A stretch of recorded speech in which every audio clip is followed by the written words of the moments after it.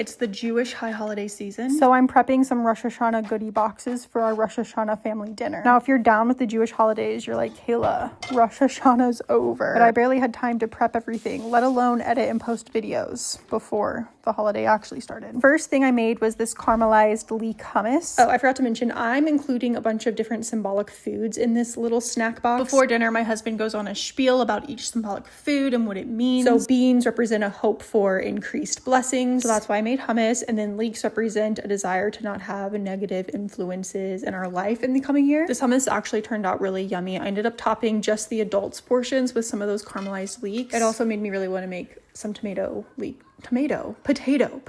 soup. So I'll probably do that this week. I kindly ask that you ignore the chaos that is my kitchen behind me. It took me 12 hours to reset my house after the holiday was over. Next, I cut up some rainbow baby carrots. Carrots also represent a hope for increased blessings in the coming year. And pomegranates are said to have 613 seeds, so they're eaten to sort of symbolize the 613 mitzvah Jews are commanded to live by. And one of the most famous Rosh Hashanah foods is, of course, apples. They're a sweet fruit. We usually dip in honey to symbolize a hope for a sweet new year. And sort of the idea of having a sweet new year is a huge theme within most Rosh Hashanah celebrations. So I also made some dark chocolate covered dates topped with some crushed up pistachios. Dates are a symbolic food that are supposed to represent a hope that hatred towards us will come to an end in the coming year. And then the dark chocolate and pistachios were just for funsies. These were actually so yummy. And then one of my favorite things that I made are hot honey garlic roasted pumpkin seeds. Pumpkin is supposed to symbolize that bad decrees be torn up and our good deeds be proclaimed before God. And then seeds in general represent fertility, abundance, and continuation of life. I already want to make another batch of this because it was just that good. And lastly,